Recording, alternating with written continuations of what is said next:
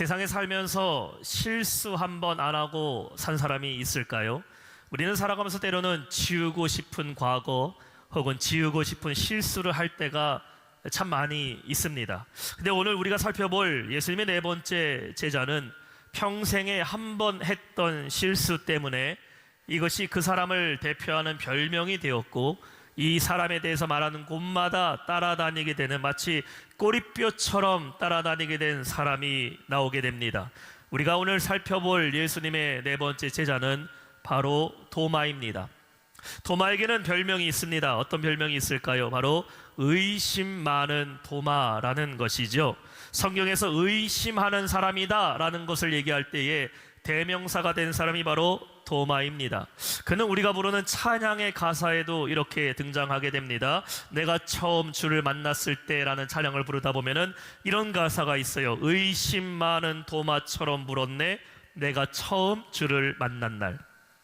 우리나라에서는요, 욕심꾸러기, 심술 있는 사람을 가리켜 놀부와 같은 사람이다 라고 비유할 때가 있습니다. 저 사람 놀부 같네, 놀부같이 욕심부리네. 근데 영어권에서는요, 의심 많은 사람을 가리켜 Doubting Thomas, 이 도마와 같이 의심이 있는 사람이다 라고 별명을 하게 됩니다.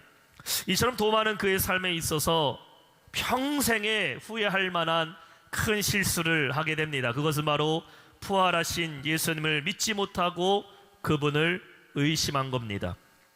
오늘 본문에 보면 예수님을 보았다고 증언하는 제자들에게 도마는 이렇게 말하게 됩니다. 너희들은 예수님 봤다고 하지만 나는 예수님의 구멍난 손에 내 손가락 넣어보지 않고 예수님의 구멍난 옆구리에 내 손가락 넣어보지 않고서는 절대로 부활하신 예수님 믿지 않겠다라고 말하게 됩니다. 여러분, 우리가 신앙생활을 할 때에는 이러한 의심이 찾아올 때가 있습니다. 마태복음 11장 24절에 보면 예수님이 이렇게 말씀하시죠. 그러므로 내가 너에게 말하노니 무엇이든지 기도하고 구하는 것은 받은 줄로 믿으라. 그리하면 너에게 그대로 되리라 라고 말씀하셨습니다.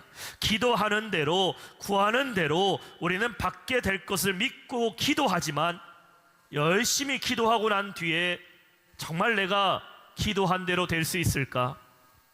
나는 믿음으로 기도했지만 정말 예수님은 내 기도를 들어주실까라는 의심이 찾아올 때가 있습니다. 의심하지 말아야지 하지만 어느새 우리 마음에는 걱정과 의심이 가득 차버려서 그것을 내가 밀어내지 못하고 의심 가운데 절망할 때도 있습니다. 성경에 보면 하나님께서 모세를 부르실 때에 내가 너와 함께하고 내가 가는 길마다 내가 너와 함께하리니 이스라엘 백성들 너 담대하게 출애굽하라고 명령하실 때에 모세는 하나님의 말씀을 의심하게 됩니다. 하나님, 도무지 못 믿겠어요. 뭔가 증표를 보여달라고 합니다. 하나님은 지팡이가 뱀이 되게 하시는 증표를 보여주시고, 모세의 손이 품에 있다가 나왔을 때 하얗게 문둥병, 나병이 일어나게 하면서 그 손을 다시 고쳐주시는 이러한 기적을 보여주시게 됩니다.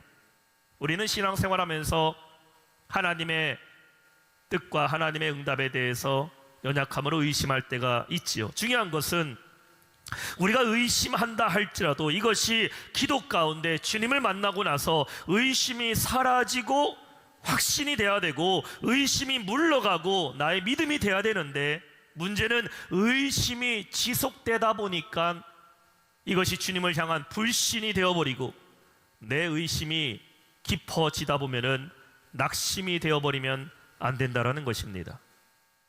12제자 중에 하나로서 디두모라 불리는 도마는 예수께서 오셨을 때에 함께 있지 아니한지라. 여러분, 우리에게 언제 의심이 찾아옵니까?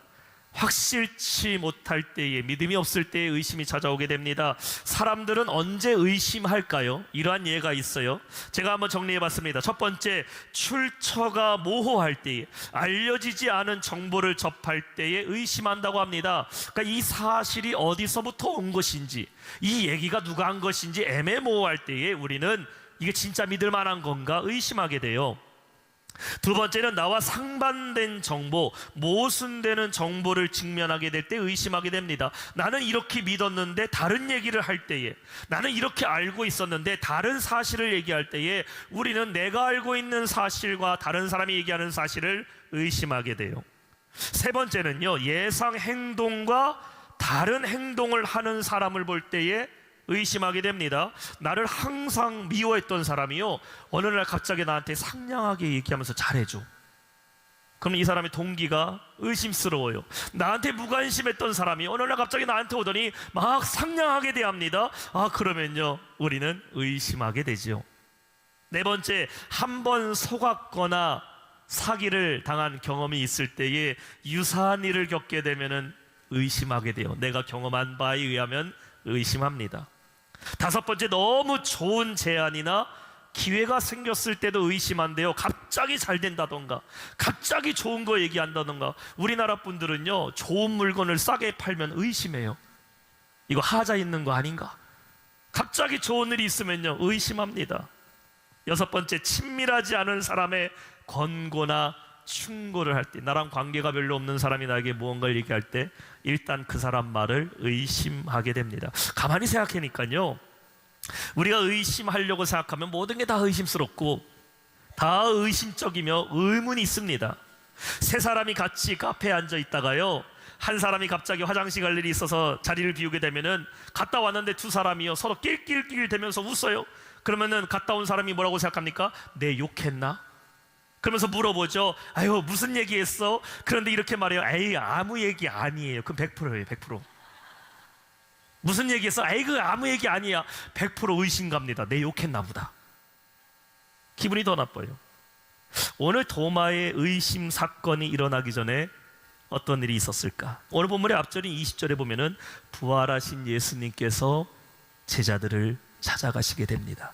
그리고 예수님의 구멍난 손과 옆구리를 보여주시면서 내가 부활했다라고 주님은 말씀하시게 돼요. 그런데 그 중요한 순간에 도마는 어디에 있었어요? 오늘 본문의 말씀 보면은 도마는 함께 하지 않았다라고 성경은 말하고 있어요. 24절, 예수께서 오셨을 때에 함께 있지 아니한지라. 문제는 여기서 시작됩니다. 왜 예수님이 나타난 그 자리에, 모든 제자들이 다 있는 그 자리에 도마는 어디 갔습니까? 도마는 어디로 도망간 겁니까? 부활하신 주님을 만났던 그 자리에 있지 않았던 도마는 예수님의 부활을 목격한 제자들의 말을 믿지 못하고 의심하게 된 거예요. 여러분, 원래 도마는 의심이 많은 사람이 아닙니다. 그는 과거에요, 이미 예수님의 부활을 믿었고 나는 주님을 위해 죽겠노라 고백했던 열정의 사람이었어요. 요한복음 11장 16절 한번 볼까요? 디도모라고 하는 도마가 다른 제자들에게 말하되 우리도 주와 함께 죽으러 가자 하니라. 예수님이 죽은 나사로를 살리시면서 부활에 대해 말씀하셨을 때에 도마는 말합니다. 나는 예수님 부활을 믿습니다. 우리도 주님과 함께 죽을 각오 되어 있습니다. 그는 부활을 믿는 사람이었습니다. 그런데 지금은 왜 그는 의심 많은 도마가 되었을까? 예수님과 함께 있지 않았기 때문이에요. 여러분, 예수님을 믿지 않는 사람들이 의심을 많이 할까요? 예수 믿는 사람들이 예수님을 의심할까요? 이 질문 한번 가만히 생각해 보세요. 예수님을 믿지 않는 사람들은 예수님 의심하지 않습니다.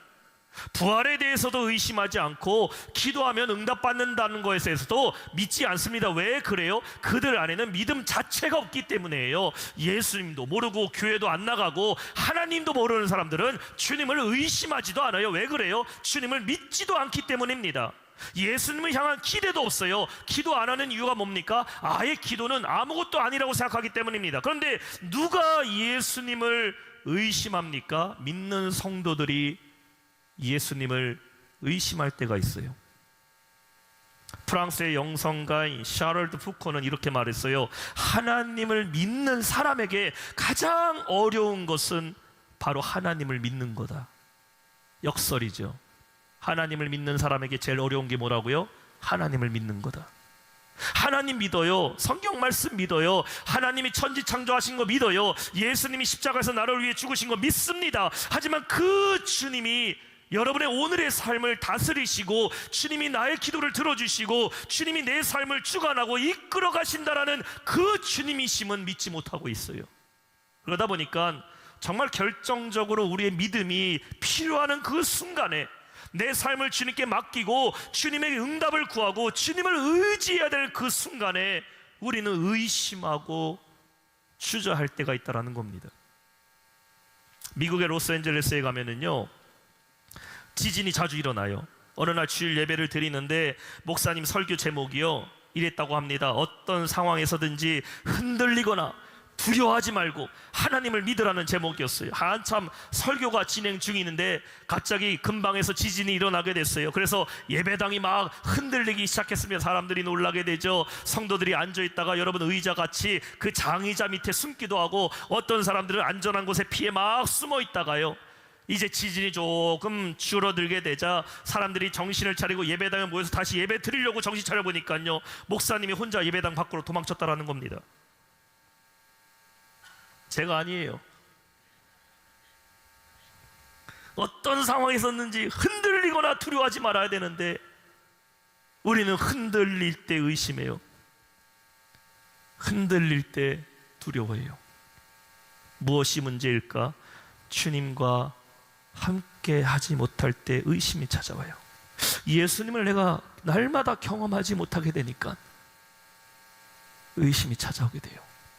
같이 있을 때는 믿을 만한데 오랜 시간 떨어져 있다 보면은 의심이 찾아와요.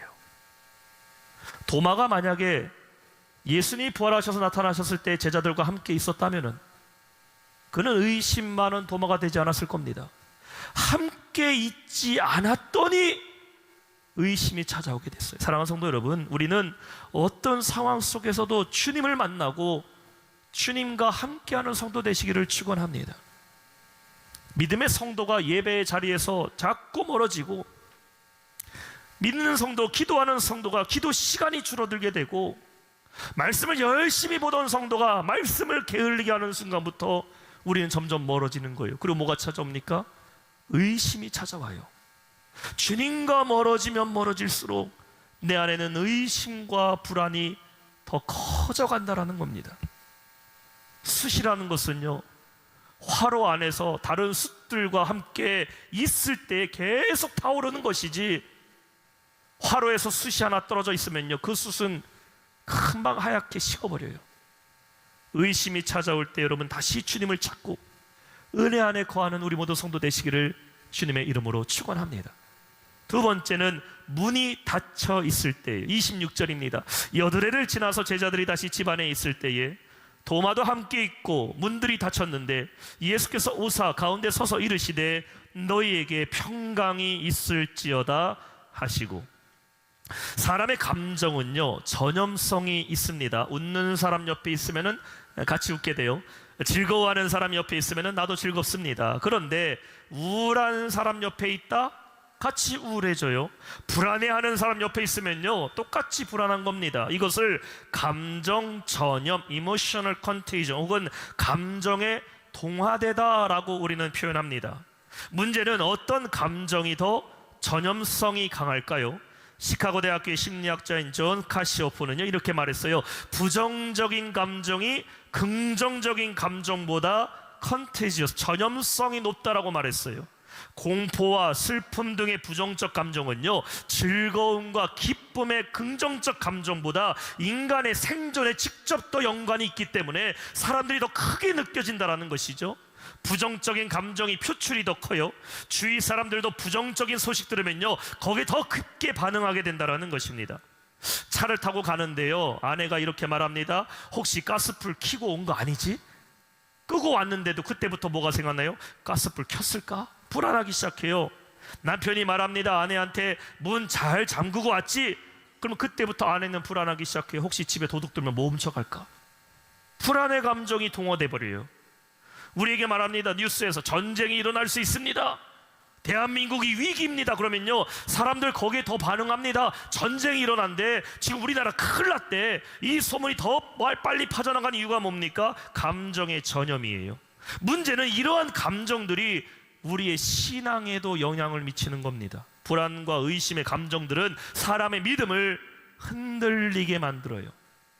이스라엘 백성들이 가나안을 향하여 나갈 때에, 광야길을 걸어갈 때에 백성들 사이에 이런 소문이 돌리기 시작합니다. 저 뒤를 보라고, 애굽의 군대가 우리를 죽이려고 쫓아온다고 말합니다. 백성들이 동요되기 시작하죠. 저 앞을 보라고, 홍해 바다가 있는데 우리 다 죽게 되었다고 백성들의 마음이 두려움에 빠지기 시작해요.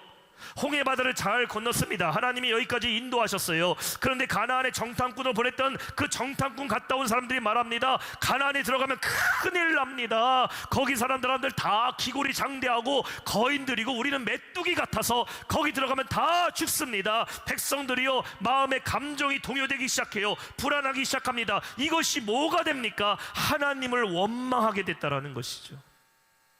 그래서 잠언 4장 23절에는 뭐라고 말합니까? 우리의 마음을 지키라라고 말하고 있어요. 우리 한번 같이 읽어볼까요? 시작. 모든 지킬 만한 것 중에 더욱 내 마음을 지키라. 생명의 근원이 이에서 남이니라. 우리 한번 따라합시다. 마음을 지키자.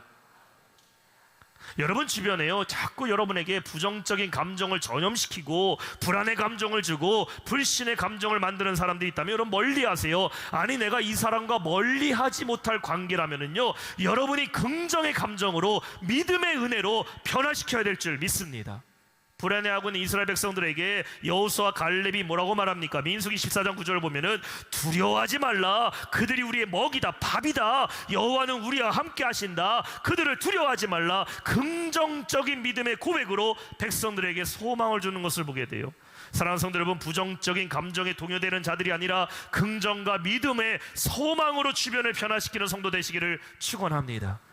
오늘 예수님을 의심했던 도마가 25절에요 같이 모였던 제자들에게 이렇게 말합니다. 다른 제자들이 그에게 이르되 우리가 주를 보았노라 하니 도마가 이르되 내가 그의 손에 못자국을 보며 내 손가락을 그 못자국에 넣으며 내 손을 그 옆구리에 넣어보지 않고서는 믿지 아니하겠노라 하니라. 무슨 말입니까? 예수님 부활하셨다라는 것을 말한 제자들에게 도마는 반문합니다. 너희들 예수님 못자국 난 손에다가 손가락 넣어봤어?